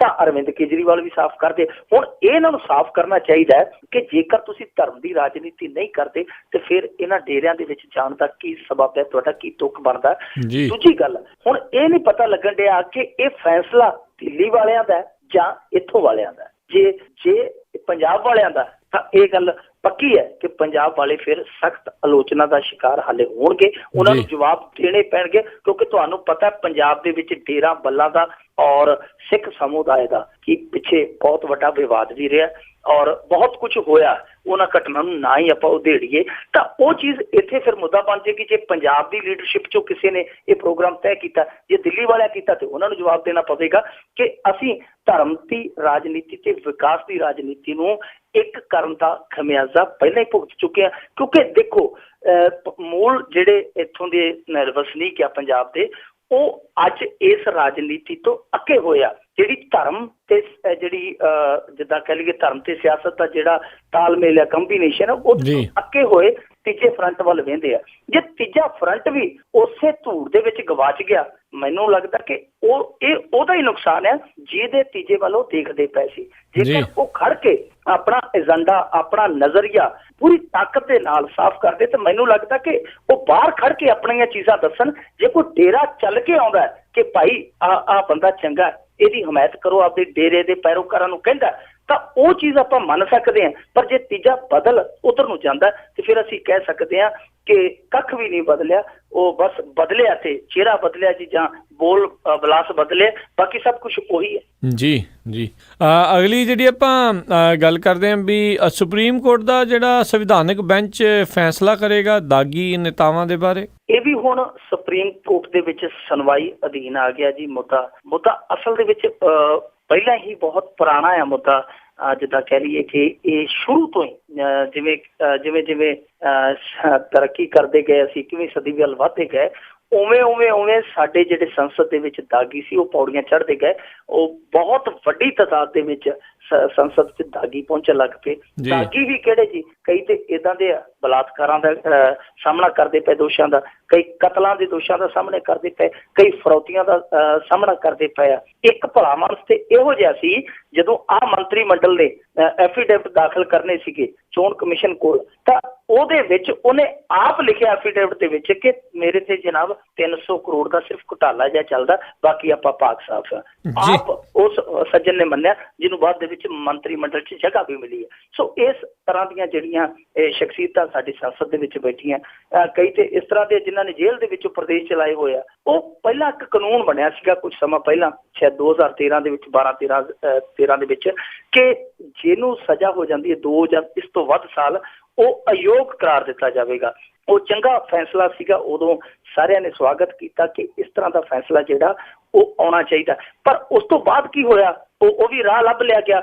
ਜਿਹੜਾ ਕੋਈ ਇਸ ਤਰ੍ਹਾਂ ਦਾ ਹੁੰਦਾ ਸੀ, ਪਹਿਲੀ ਗੱਲ ਤੇ ਉਹ ਫੈਸਲਾ ਹੀ ਨਹੀਂ ਸੀ ਆਉਣ ਦਿੰਦਾ ਜਿੰਨਾ ਚਿਰ ਉਹ ਸੀਟ ਤੇ ਬੈਠਾ, ਸੰਸਦ ਦੇ ਵਿੱਚ, ਵਿਧਾਨ ਸਭਾ ਦੇ ਵਿੱਚ, ਉਹਨਾਂ ਚਿਰ ਫੈਸਲਾ ਹੀ ਨਹੀਂ ਸੀ ਆਉਣ ਦਿੰਦਾ। ਜੇ ਹੋ ਜਾਂਦਾ ਤੇ ਅੱਗੇ ਜਾ ਕੇ ਉਸ ਫੈਸਲੇ ਨੂੰ ਚੁਣੌਤੀ ਦੇ ਕੇ ਉਹ ਫੇਰ ਆ ਕੇ ਉੱਥੇ ਬਹਿ ਜਾਂਦਾ, ਜੀ ਮੇਰਾ ਤਾਂ ਕੇਸ ਚੱਲਦਾ, ਉੱਥੇ ਫੇਰ ਜਾ ਕੇ ਕੇਸ ਲਮਕਾ ਲੈਂਦਾ। ਸੋ ਹੁਣ ਇੱਕ ਪਟੀਸ਼ਨ ਪਾਈ ਗਈ ਸੁਪਰੀਮ ਚ ਕਿ ਇਸ ਤਰ੍ਹਾਂ ਦੀ ਵਿਵਸਥਾ ਜਿਹੜੀ ਉਹਨੂੰ ਤੋੜਿਆ ਜਾਵੇ, ਕਿ ਜਦੋਂ ਦੋਸ਼ ਆਇਦ ਹੁੰਦੇ ਆ ਕਿਸੇ ਤੇ, ਯਾਨੀ ਜਿਹਨੂੰ ਚਾਰਜਸ ਫਰੇਮ ਕਹਿ ਦਿੰਦੇ ਆਪਾਂ, ਕਿ ਚਾਰਜਸ ਫਰੇਮ ਹੋ ਜਾਂਦੇ ਆ, ਤਾਂ ਉਸੇ ਸਮੇਂ ਹੀ ਉਹਨੂੰ ਡਿਸੇਬਲ ਕਰ ਦੇਣਾ ਚਾਹੀਦਾ, ਉਹਨੂੰ ਅਯੋਗ ਕਰ ਦੇਣਾ ਚਾਹੀਦਾ ਸੰਸਦ ਤੋਂ। ਤਾਂ ਇਸ ਚੀਜ਼ ਨੂੰ ਲੈ ਕੇ ਹੁਣ ਜਿਹੜਾ ਇਹ ਸੰਵਿਧਾਨਕ ਬੈਂਚ ਕਹਿੰਦੇ, ਜਿਹੜੇ 5 ਜੱਜਾਂ ਦੀ ਬੈਂਚ ਹੁੰਦੀ ਹੈ, ਉਹ ਸੁਣਵਾਈ ਕਰਦੇ, ਤਾਂ ਇਹ ਹੁਣ ਮੁੱਦਾ ਸੰਵਿਧਾਨਕ ਬੈਂਚ ਦੇ ਕੋਲ ਗਿਆ ਚਲਾ। ਠੀਕ ਉਸੇ ਤਰ੍ਹਾਂ ਜਿਵੇਂ ਸਾਡੇ ਪਾਣੀਆਂ ਦਾ ਮੁੱਦਾ ਇਸ ਸਮੇਂ ਇੱਕ ਸੰਵਿਧਾਨਕ ਬੈਂਚ ਦੇ ਕੋਲ ਆ, ਤਾਂ ਹੁਣ ਸੰਵਿਧਾਨਕ ਬੈਂਚ ਨੇ ਤੈਅ ਕਰਨਾ ਹੈ ਕਿ ਕੀ ਇਹ ਜਿਹੜੇ ਅਯੋਗ ਕਰਨੇ ਆ ਉਸੇ ਵੇਲੇ ਕਰ ਦਈਏ ਜਦੋਂ ਕੇਸ ਦੇ ਉਹਦੇ ਤੇ ਚਾਰਜਸ ਫਰੇਮ ਹੁੰਦੇ ਆ। ਜੇ ਉਹ ਹੋ ਜਾਂਦਾ, ਜੇ ਫੈਸਲਾ ਇਸ ਤਰ੍ਹਾਂ ਦਾ ਆ ਜਾਂਦਾ, ਤਾਂ ਮੈਨੂੰ ਲੱਗਦਾ ਬਹੁਤ ਵੱਡਾ ਤੇ ਬਹੁਤ ਮਹੱਤਵਪੂਰਨ ਫੈਸਲਾ ਹੋਏਗਾ, ਕਿਉਂਕਿ ਸੰਸਦ ਦਾ ਇੱਕ ਹਿੱਸਾ ਹੀ ਖਾਲੀ ਹੋ ਜਾਣਾ ਹੈ। ਸਾਡੇ ਤਾਂ ਇੱਥੇ ਇਸ ਸਮੇਂ ਦੱਸਦੇ ਆ ਕਿ 40% ਸੰਸਦ ਜਿਹੜੇ ਆ ਉਹ ਕੋਈ ਨਾ ਕੋਈ ਦਾਗ ਆ ਆਪਦੇ ਜਿਹੜੇ ਚੂਲੇ ਤੇ ਲਵਾਈ ਬੈਠੇ ਆ। ਉਹਦੇ ਵਿੱਚ ਕਈ ਤਾਂ ਇਹੋ ਜਿਹੇ ਫਰੌਤੀਆਂ, ਡਕੈਤੀਆਂ, ਚੋਰੀਆਂ, ਬਲਾਤਕਾਰੀਆਂ, ਬਹੁਤ, ਜਿਵੇਂ ਮੈਂ ਪਿੱਛੇ ਦੱਸਿਆ, ਬਹੁਤ ਸੰਗੀਨ ਦੋਸ਼ ਲੈ ਕੇ ਹੁੰਦੇ ਆ, ਤਾਂ ਫਿਰ ਉਹ ਛੱਟ ਜਾਣਗੇ। ਔਰ ਅਸੀਂ ਵੀ ਉਮੀਦ ਕਰ ਸਕਦੇ ਹਾਂ ਕਿ ਫਿਰ ਚੰਗੇ ਲੋਕ ਜਾਣਗੇ ਤੇ ਕੋਈ ਚੰਗੀ ਵਿਵਸਥਾ ਦਾ ਨਿਰਮਾਣ ਵੀ ਕਰ ਲੈਣਗੇ। ਜੀ। ਅਗਲੀ ਗੱਲ ਕਰਦੇ ਹਾਂ, ਜਿਹੜੇ ਕਈ ਪਰਿਵਾਰ ਹੁੰਦੇ ਨੇ ਸ਼ਰਧਾਵਾਨ ਹੁੰਦੇ ਨੇ ਵੀ ਚਲੋ ਜੋਗੀਆਂ ਨੂੰ ਕੁਛ ਦੇ ਦਿੰਦੇ, ਜੇ ਕੋਈ ਆਉਂਦਾ ਆ ਮੰਗਦਾ ਆ, ਤੇ ਜੋਗੀਆਂ ਨੇ ਏਦਾਂ ਹੀ ਧੂਣਾ ਧੋਖਾ ਦੇ ਕੇ ਉਹ ਪਰਿਵਾਰ ਹੀ ਲੁੱਟ ਲਿਆ। ਕਹਿੰਦੇ ਹੁੰਦੇ ਸੀ ਇੱਕ ਜੋਗੀ ਢਿੱਲਿਓ ਆ ਗਿਆ ਨੀ ਭਾਪੇ, ਇੱਕ ਜੋਗੀ ਢਿੱਲਿਓ ਆ ਗਿਆ, ਇੱਕ ਜੋਗੀ ਦਾਲ ਆ ਗਿਆ ਨੀ ਭਾਪੇ, ਦਾਲ ਲਾਗਣ ਵਾਲਾ ਜੋਗੀ ਸੀਗਾ। ਇਹ ਜੋਗੀ ਜਦੋਂ ਆਉਂਦੇ ਆ ਨਾ ਜੀ, ਆ ਕੇ ਇਹਨਾਂ ਦੀ ਆਵਾਜ਼ ਬੜੀ ਮਿੱਠੀ ਹੁੰਦੀ ਹੈ। ਜਦੋਂ ਆਉਂਦੇ ਆ ਨਾ ਜੀ, ਆ ਮਾਈ ਸ਼ੁਰਮਾ ਸ਼ਰਮਾ ਪਵਾਈ ਲੈ, ਜਦੋਂ ਇਸ ਤਰ੍ਹਾਂ ਦੇ ਬੋਲਦੇ ਆ, ਤੇ ਫਿਰ ਉਹ ਜਿਹੜੇ ਸਾਡੇ ਬਜ਼ੁਰਗ ਹੁੰਦੇ ਆ ਨਾ, ਉਹ ਤੁਹਾਨੂੰ ਪਤਾ ਉਹਨਾਂ ਨੂੰ ਥੋੜਾ ਜਿਹਾ ਹੁੰਦਾ ਕਿ ਮੁਫਤ ਦੀ ਹੈ, ਅੱਖ ਚੱਕਰੀ ਪਵਾ ਲਈਏ, ਲੈਣਾ ਲੂਣਾ ਕੁਛ ਨਹੀਂ ਹੁੰਦਾ, ਇੱਧਰ ਵੀ ਪਾ ਦੇ ਭਾਈ, ਇੱਧਰ ਵੀ ਪਾ ਦੇ, ਇੱਧਰ ਵੀ ਪਾ ਦੇ, ਥੋੜਾ ਜਿਹਾ ਕਾਗਜ਼ ਦੇ ਵਿੱਚ ਪਾ ਦੇ, ਫਿਰ ਕਹਿਣਗੇ ਠੀਕ ਹੈ ਜੀ, ਜਦੋਂ ਅਗਲੀ ਵਾਰ ਆਇਆ ਦੇ ਜਾਏ। ਤਾਂ ਇਸੇ ਤਰ੍ਹਾਂ ਇਹਨਾਂ ਨੇ ਤਰੀਕਾ ਅਪਣਾਇਆ ਕਿ ਬਟਾਲੇ ਦਾ ਨੇੜੇ ਪਿੰਡ ਸੀ ਕੀੜੀ ਅਫਗਾਨਾ, ਉੱਥੇ ਕਿਸੇ ਘਰ ਦੇ ਵਿੱਚ ਬਜ਼ੁਰਗ ਜੋੜਾ ਸੀਗਾ ਜਿਹੜਾ ਉਹ ਇਕੱਲਾ ਸੀਗਾ, ਬਾਕੀ ਜਿਹੜਾ ਟੱਬਰ ਸੀ ਉਹ ਕਿਸੇ ਭੋਗ ਤੇ ਜਲੇਬੀਆਂ ਖਾਣ ਗਿਆ ਸੀ। ਇਹਨਾਂ ਨੇ ਪਿੱਛੇ ਤਕਾ ਲਿਆ, ਇਹਨਾਂ ਨੇ ਆ ਕੇ ਪਹਿਲਾਂ ਗੱਲਾਂ ਬਾਤਾਂ ਕੀਤੀਆਂ, ਸੁਰਮਾ ਸਰਮਾ ਪਾਇਆ। ਜਦੋਂ ਸਭ ਕੁਛ ਹੋ ਗਿਆ ਫਿਰ ਗੱਲਾਂ ਛੇੜ ਲਈਆਂ। ਗੱਲਾਂ ਚ ਜਿਹੜਾ ਬਜ਼ੁਰਗ ਜੋੜਾ ਸੀ ਉਹ ਕਹਿ ਬੈਠਾ ਕਿ ਸਾਡੇ ਮੁੰਡੇ ਦੇ, ਸਾਡੇ ਤੇ ਇਹਦੇ ਬੱਚਾ ਨਹੀਂ ਹੋਣ ਦਿਆ। ਤਾਂ ਉਹਨਾਂ ਨੇ ਕਿਹਾ ਜੀ ਇਹ ਕਿਹੜੀ ਗੱਲ ਆ, ਅਸੀਂ ਜੜੀ ਬੂਟੀ ਦੇਵਾਂਗੇ, ਤੁਹਾਡੇ ਵਿਹੜੇ 'ਚ ਕੁਝ ਮਹੀਨਿਆਂ ਦੇ ਅੰਦਰ ਕਿਲਕਾਰੀਆਂ ਵੱਜਣਗੀਆਂ, ਚਿੰਤਾ ਕਾਹਤੋਂ ਕਰਦੇ ਜੇ। ਫਿਰ ਉਹਨਾਂ ਨੇ ਜੜੀ ਬੂਟੀ ਦਾ ਪ੍ਰਬੰਧ ਕਰਕੇ ਕਹਿ ਦਿੱਤਾ ਕਿ ਹੁਣ ਜਿਹੜੇ ਸ਼ਬਦ ਦਿਆਲ ਹੋਏ ਆ, ਜਿਹੜਾ ਕੋਈ ਗਹਿਣਾ ਗੱਟਾ ਹੈਗਾ ਜੇ ਉਹ ਵੀ ਲੈ ਆਓ, ਦੁੱਗਣਾ ਕਰ ਦਿਆਂਗੇ, ਸਾਨੂੰ ਉਹ ਵੀ ਫਾਰਮੂਲਾ ਆਉਂਦਾ, ਉਹ ਵੀ ਮੰਤਰ ਜਿਹੜੇ ਬਾਬੇ ਜਾਣਦੇ ਆ। ਤਾਂ ਇਸ ਜੋੜੇ ਨੇ ਬੜਾ ਮੰਨਿਆ ਕਿ ਭਾਈ ਸਾਡਾ ਤਾਂ ਜੀਵਨ ਹੀ ਸੰਵਰ ਜਾਏਗਾ, ਜਿਹੜਾ ਟੂਮ ਛੱਲਾ ਹੈਗਾ ਉਹਨੂੰ ਦੁੱਗਣਾ ਕਰਾ ਲੈਂਦੇ ਆ। ਇਹਨਾਂ ਨੇ ਚੁੱਕ ਕੇ ਤੇ ਉਹ ਉੱਥੇ ਰੱਖ ਦਿੱਤਾ। ਫਿਰ ਉਹਨਾਂ ਨੇ ਧੂਣਾ ਧਕਾਇਆ, ਧੂਣੇ 'ਚ ਮਸਾਲਾ ਪਾਇਆ, ਐਸਾ ਜਲਾਇਆ।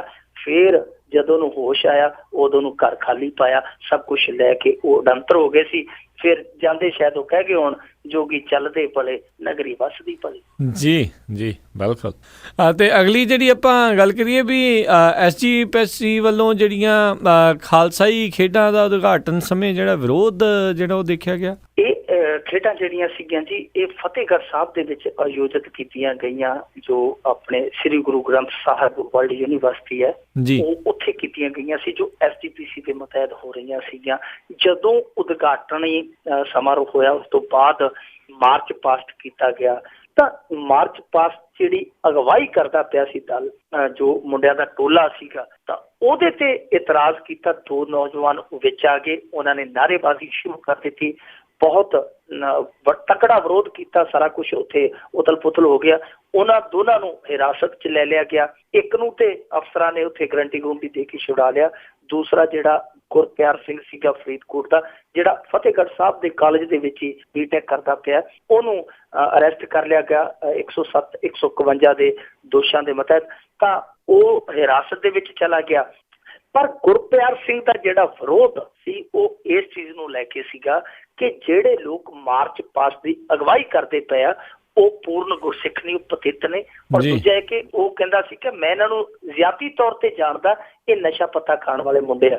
ਤੇ ਉਹਨੇ ਇਹ ਵੀ ਕਿਹਾ ਕਿ ਜਿਹੜੇ ਅਸਲੀ ਸਿਧਾਂਤਕ ਤੌਰ ਤੇ ਜਿਹੜੇ ਸਿੱਖੀ ਦੇ ਨਾਲ ਜੁੜੇ ਆ, ਜਿਹੜੇ ਇਹਨਾਂ ਖੇਡਾਂ ਦੇ ਵਿੱਚ ਭਾਗ ਲੈ ਰਹੇ ਆ, ਉਹਨਾਂ ਨੂੰ ਤੁਸੀਂ ਨਜ਼ਰ ਅੰਦਾਜ਼ ਕੀਤਾ।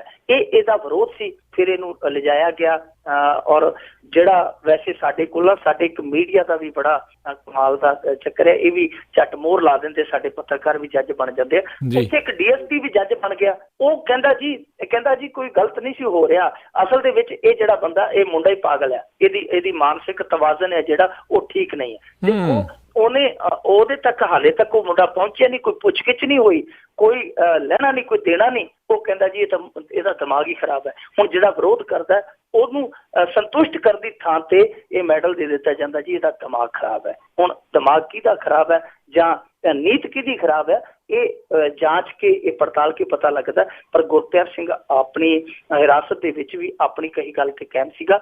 ਅੱਜ ਉਹਨੂੰ ਅਦਾਲਤ 'ਚ ਸ਼ਾਇਦ ਪੇਸ਼ ਸੀਗਾ, ਉਹਦੀ ਜ਼ਮਾਨਤ ਲਈ ਵੀ ਕੁਝ ਗਏ ਹੋਏ ਨੇ ਸਿੰਘ, ਸ਼ਾਇਦ ਉਹਨਾਂ ਦੀ ਜ਼ਮਾਨਤ ਅੱਜ ਹੋ ਗਈ ਹੋਵੇਗੀ। ਪਰ ਇਹ ਜਿਹੜਾ SGPC ਦਾ ਉਹ ਅੱਜ ਜੇ ਆਪਾਂ ਪੰਜਾਬ ਦੀਆਂ ਅਖਬਾਰਾਂ ਫਰੋਲੀਏ ਤੇ 2-3 ਕਿਸੇ SGPC ਦੇ ਇਕੱਲੇ ਛਪੇ ਪਏ ਆ। ਇੱਕ ਇਹ ਹੋ ਗਿਆ, ਇੱਕ ਬੀਬੀ ਨੇ ਜਿਹੜੀ ਗੁਰੂ ਰਾਮਦਾਸ ਮੈਡੀਕਲ ਕਾਲਜ ਦੇ ਵਿੱਚ ਡਾਕਟਰ ਸੀਗੀ ਗਾਇਨੀ, ਉਹਨੇ ਦੋਸ਼ ਲਾਇਆ ਕਿ ਮੈਨੂੰ ਜਦੋਂ ਜਨੇਪੇ ਦੀ ਛੁੱਟੀ ਚਾਹੀਦੀ ਸੀ ਇਹਨਾਂ ਨੇ ਛੁੱਟੀ ਨਹੀਂ ਦਿੱਤੀ। ਛੁੱਟੀ ਕੀ ਦੇਣੀ ਸੀ, ਕਹਿੰਦੇ ਕਿ ਤਨਖਾਹ ਵੀ ਨਹੀਂ ਦਿੱਤੀ। ਔਰ ਇਸ ਤੋਂ ਬਾਅਦ ਜੇ ਮੈਂ ਮੰਗਿਆ ਛੁੱਟੀਆਂ ਦਾ ਹਿਸਾਬ, ਤਨਖਾਹ ਮੰਗੀ, ਤੇ ਇਹਨਾਂ ਨੇ ਚੱਕ ਕੇ ਮੈਨੂੰ ਨੌਕਰੀਓਂ ਕੱਢ ਦਿੱਤਾ। ਇੱਕ ਹੋਰ ਚਿੱਠਾ ਇਹਨਾਂ ਦਾ ਖੁੱਲਿਆ ਪਿਆ ਸੀਗਾ ਕਿ ਗੁਰਬਾਣੀ ਦਾ ਜਿਹੜਾ ਹੁੰਦਾ ਟੈਲੀਕਾਸਟ ਰੇਡੀਓ ਤੇ, ਆਲ ਇੰਡੀਆ ਰੇਡੀਓ ਤੇ, ਉਹ ਵੀ ਬੰਦ ਹੋਣ ਜਾ ਰਿਹਾ। ਦੱਸਦੇ ਆ ਕਿ ਜਿਹੜੇ ਉਹਨਾਂ ਦੇ ਬ੍ਰੌਡਕਾਸਟਿੰਗ ਇੰਸਟਰੂਮੈਂਟ ਆ ਉਹ ਜਿਹੜੇ ਕਮਰੇ 'ਚ ਰੱਖਦੇ ਉਹਦਾ ਰੈਂਟ ਰੂਮ ਤੋਂ ਮੰਗ ਲਿਆ। ਯਾਨੀ ਕਿਸੇ ਇਹਨਾਂ ਦੇ ਵਾਹਵਾ ਛਪ ਜਾਂਦੇ ਇੱਕ ਦਿਨ 'ਚ। SGPC ਵਾਲੇ ਚੰਗੀ ਤਰੱਕੀ ਕਰਨ ਡਏ ਆ। ਜੀ ਬਿਲਕੁਲ ਜੀ। ਅਗਲੀ ਜਿਹੜੀ ਆਪਾਂ ਗੱਲ ਕਰਦੇ ਹਾਂ ਵੀ ਡਰ ਦੇ ਸਾਏ ਹੇਠ ਜਿਹੜੇ ਕੰਮ ਕਰ ਰਹੇ ਆ ਮੋਦੀ ਦੇ ਅਫਸਰ, ਇਹ ਆਪਣੇ ਆਪ ਦੇ ਵਿੱਚ ਬਹੁਤ ਸੋਚਣ ਵਾਲੀ ਗੱਲ ਹੈ ਜੀ। ਇਹ ਕਿਉਂ ਮੁੱਦਾ ਉੱਠਿਆ ਕਿ ਸਾਰੇ ਮੋਦੀ ਦੇ ਅਫਸਰ ਹੈ ਜਿਹੜੇ ਉਹ ਡਰ ਦੇ ਸਾਏ ਹੇਠ ਕੰਮ ਕਰਦੇ ਪਏ ਆ ਜੀ। ਇਹ ਕੱਲ ਇਹਨਾਂ ਦਾ ਜਿਹੜਾ ਬਹੁਤ ਵੱਡਾ ਆਰਥਿਕ ਮਾਹਰ ਹੈ, ਜਿਵੇਂ ਆਹਲੂਵਾਲੀਆ, ਜਿਵੇਂ ਤੁਹਾਨੂੰ ਪਤਾ ਕਿ ਮਨਮੋਹਨ ਸਿੰਘ ਦਾ ਸੱਜਾ ਹੱਥ ਸਮਝਿਆ ਜਾਂਦਾ ਸੀ, ਬੜਾ ਵੱਡਾ ਯੋਜਨਾਕਾਰ ਸੀਗਾ। ਇਹਨਾਂ ਦੀ ਜੋੜੀ ਬਹੁਤ ਵੱਡੀ ਸੀਗੀ, ਮਨਮੋਹਨ ਸਿੰਘ ਤੇ ਮੌਂਟੇਕ ਸਿੰਘ ਆਹਲੂਵਾਲੀਆ। ਸੋ ਓਦਾਂ ਹੀ ਦੱਸਦੇ ਕਿ ਆਰਥਿਕ ਸਲਾਹਕਾਰ ਹੈ ਜਿਹੜਾ ਅਰਵਿੰਦ ਸੁਬਰਾਮਨੀਅਮ, ਉਹ ਮੋਦੀ ਦਾ ਸੱਜਾ ਹੱਥ ਗਿਣਿਆ ਜਾਂਦਾ। ਆਰਥਿਕ ਮਾਰ ਬਹੁਤ ਵੱਡਾ ਹੈ ਸੁਬਰਾਮਨੀਅਮ। ਤਾਂ ਕੱਲ ਜਦੋਂ ਮੁੰਬਈ ਯੂਨੀਵਰਸਿਟੀ ਦੇ ਵਿੱਚ ਉਹ ਵਿਦਿਆਰਥੀਆਂ ਦੇ ਵਿੱਚ ਆਇਆ, ਸੰਬੋਧਨ ਕਰਦਾ ਪਿਆ ਸੀ ਤੇ ਉਹਨੂੰ ਸਵਾਲ ਕੀਤਾ ਗਿਆ ਕਿ ਜੇਕਰ ਬੀਫ ਨੂੰ ਬੈਨ ਕਰ ਦਿੱਤਾ ਗਿਆ ਕੀ ਇਹ ਕਿਸਾਨਾਂ ਜਾਂ ਵਪਾਰੀਆਂ ਦੇ ਆਰਥਿਕ ਹਿੱਤਾਂ ਤੇ ਚੋਟ ਨਹੀਂ ਕਰੇਗਾ। ਉਹਨੇ ਜਿਹੜੀ ਗੱਲ ਕਹੀ ਆਪ ਤੇ ਨਿਕਲ ਗਿਆ ਪਰ ਪਿੱਛੇ ਸਵਾਲ ਬੜੇ ਛੱਡ ਗਿਆ। ਉਹ ਕਹਿੰਦਾ ਕਿ ਜੇ ਮੈਂ ਇਸ ਸਵਾਲ ਦਾ ਜਵਾਬ ਦਿੱਤਾ ਮੇਰੀ ਨੌਕਰੀ ਚਲੀ ਜਾਏਗੀ। ਬਹੁਤ ਵੱਡੀ ਗੱਲ ਕਹੀ ਉਹਨੇ, ਕਿਹਾ ਕਿ ਜੇਕਰ ਮੈਂ ਇਸ ਮੁੱਦੇ ਤੇ ਬੋਲਿਆ ਤਾਂ ਮੇਰੀ ਨੌਕਰੀ ਚਲੀ ਜਾਏਗੀ ਜੀ। ਇਹ ਇਸ ਤਰ੍ਹਾਂ ਦਾ ਜਿਹੜਾ ਖੌਫ ਹੈ ਅਫਸਰਾਂ ਦੇ ਵਿੱਚ ਪਾਇਆ ਜਾਂਦਾ ਹੈ। ਆ ਕੁਝ ਦਿਨ ਪਹਿਲਾਂ ਜਨ ਸੰਚਾਰ ਤੇ ਪੱਤਰਕਾਰ ਵਿਭਾਗ ਪੂਰੇ ਭਾਰਤ ਦਾ ਜਿਹੜਾ ਉਹਦਾ ਮੁਖੀ ਸੀਗਾ, ਉਹਨੇ ਰੋਹਿਤ ਵਮੇਲਾ ਦੀ ਗੱਲ ਕਰ ਦਿੱਤੀ, ਉਹਨੇ JNU ਦੇ ਮੁੱਦੇ ਤੇ ਉਹਨਾਂ ਦੀ ਹਮਾਇਤ ਕਰ ਦਿੱਤੀ, ਉਹਦੀ ਚੁੱਕ ਕੇ ਬਦਲੀ ਇਹਨਾਂ ਨੇ ਕਿਸੇ ਜਿਹੜਾ ਦੱਖਣੀ ਰਾਜ ਦੇ ਵਿੱਚ ਕਰ ਦਿੱਤੀ। ਉਹਨੇ ਕਿਹਾ ਮੈਂ ਮੇਰੇ ਨਾਲ ਤੁਸੀਂ ਵੈਰ ਕੱਢੋਗੇ, ਹੁਣ ਵੀ ਕੱਢਿਆ, ਅੱਗੇ ਵੀ ਕੱਢੋਗੇ, ਮੈਂ ਤੁਹਾਡੀ ਨੌਕਰੀ ਛੱਡ ਦੇਣਾ। ਉਹਨੇ ਅਸਤੀਫਾ ਦੇ ਦਿੱਤਾ। ਅਨੁਪਮ ਖੇਰ ਬੋਲਿਆ, ਅਨੁਪਮ ਖੇਰ ਪਰਸੋਂ ਕਿਸੇ ਡਿਬੇਟ ਦੇ ਵਿੱਚ ਹਿੱਸਾ ਲੈ ਰਿਹਾ ਸੀ। ਉਹਨੇ ਗੱਲ ਕਹੀ, ਉਹਨੇ ਕਿਹਾ ਕਿ ਯੋਗੀ ਆਦਿੱਤਿਆਨਾਥ ਜਾਂ ਸਾਧਵੀ ਪ੍ਰਾਚੀ ਇਹਨਾਂ ਨੂੰ ਜੇਲ੍ਹ 'ਚ ਚੁੱਕ ਕੇ ਸੁੱਟਣਾ ਚਾਹੀਦਾ ਕਿ ਜਿੰਨੀ ਇਹ ਨਫ਼ਰਤੀ ਅੱਗ ਜਿਹੜੀ ਹੈ ਇਹਨਾਂ ਨੇ ਆਈ ਹੋਈ ਹੈ। ਤੇ ਅੱਜ ਯੋਗੀ ਆਦਿੱਤਿਆਨਾਥ ਨੇ ਇਹ ਕਹਿ ਦਿੱਤਾ ਜਿਹੜਾ ਅਨੁਪਮ ਖੇਰ ਇਹਨਾਂ ਵਾਸਤੇ ਥਾਂ-ਥਾਂ ਲੋਕਾਂ ਨਾਲ ਮੱਥਾ ਮਾਰਦਾ ਫਿਰਦਾ, ਉਹਦੇ ਲਈ ਇਹ ਕਹਿ ਦਿੱਤਾ ਕਿ ਅਨੁਪਮ ਖੇਰ ਤੂੰ ਕੱਲਾ ਰੀਲ ਜ਼ਿੰਦਗੀ ਦਾ ਖਲਨਾਇਕ ਨਹੀਂ ਸੀ, ਤੂੰ ਰੀਅਲ ਜ਼ਿੰਦਗੀ 'ਚ ਵੀ ਖਲਨਾਇਕ ਆ। ਯੋਗੀ ਆਦਿੱਤਿਆਨਾਥ ਸਾਹਿਬ ਨੇ ਇੱਥੋਂ ਤੱਕ ਕਹਿ ਦਿੱਤਾ ਕਿ ਯਾਨੀ ਇਹ ਇੱਕ ਤਰ੍ਹਾਂ ਨਾਲ ਇਹਨਾਂ ਦੇ ਜਿਹੜੇ ਨਾਲ ਕੰਮ ਕਰਦੇ ਸਿਆਸਤਦਾਨ ਕਹਿ ਲਈਏ, ਬੁੱਧੀਜੀਵੀ ਵਰਗ ਕਹਿ ਲਈਏ, ਅਫਸਰਸ਼ਾਹੀ ਕਹਿ ਲਈਏ, ਉਹ ਸਾਰੇ ਹੀ ਡਰ ਦੇ ਸਾਏ ਹੇਠ ਆ।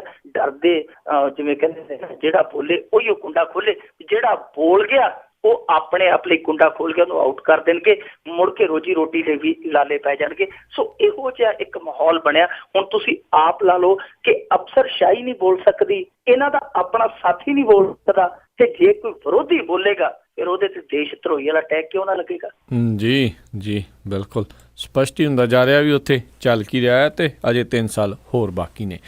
ਤੇ ਬਹੁਤ ਬਹੁਤ ਧੰਨਵਾਦ ਮਿੰਟੂ ਗੁਰਸਰੇ ਜੀ, ਤੁਸੀਂ ਸਾਡੇ ਨਾਲ ਜੁੜੇ, ਇਹਨਾਂ ਖਬਰਾਂ ਦੇ ਬਾਰੇ ਸਾਨੂੰ ਜਾਣਕਾਰੀਆਂ ਦਿੱਤੀਆਂ। ਅਗਲੇ ਬੁਲੇਟਿਨ ਤੱਕ ਲਈ ਤੁਹਾਡਾ ਬਹੁਤ ਬਹੁਤ ਧੰਨਵਾਦ, ਮਿਹਰਬਾਨੀ, ਸਤਿ ਸ਼੍ਰੀ ਅਕਾਲ। ਸ਼ੁਕਰੀਆ। ਤੇ ਸਰੋਤਿਓ, ਇੱਥੇ ਹੀ ਸਾਡਾ ਅੱਜ ਦਾ ਇਹ ਪ੍ਰੋਗਰਾਮ ਆ ਉਹ ਵੀ ਹੁਣ ਸਮਾਪਤ ਹੁੰਦਾ ਹੈ। ਮੈਨੂੰ ਰਾਜਕਨਵੀਰ ਸਿੰਘ ਨੂੰ ਵੀ ਇਜਾਜ਼ਤ ਦਿਓ। ਮੇਰੇ ਵੱਲੋਂ ਵੀ ਆਪ ਸਭ ਨੂੰ ਬਹੁਤ ਪਿਆਰ ਸਤਿਕਾਰ ਸਾਹਿਬ ਦੋਨੋਂ ਅੱਜ ਜੋੜ ਕੇ ਨਿੱਘੀ ਜਿਹੀ ਸਤਿ ਸ਼੍ਰੀ ਅਕਾਲ। ਜਿਉਂਦੇ ਵਾਸਤੇ ਰਹੋ, ਹੱਸਦੇ ਖੇਲਦੇ ਰਹੋ ਤੇ ਸੁਣਦੇ ਰਹੋ ਪੰਜਾਬੀ ਰੇਡੀਓ USA।